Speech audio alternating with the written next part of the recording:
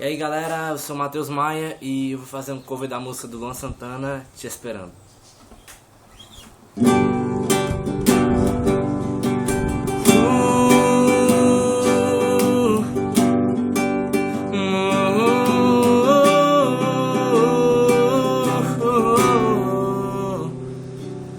Mesmo que você não caia na minha cantada, mesmo que você conheça outro cara na fila de um banco, um tal de Fernando, um lance assim, sem graça.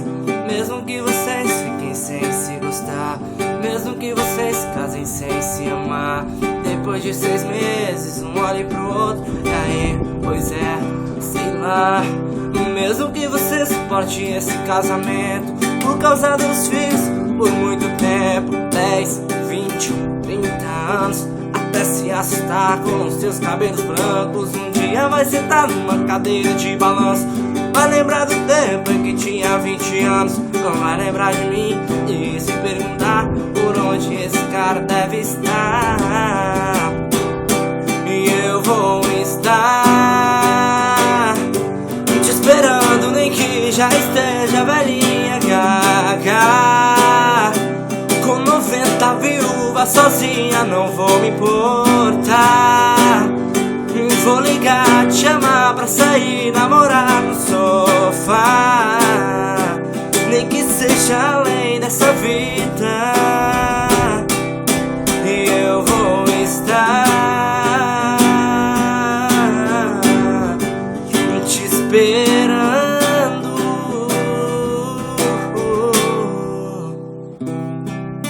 Mesmo que você não caia na minha cantada, mesmo que você conheça outro cara na fila de um banco, um tal de Fernando, um lance assim, sem graça.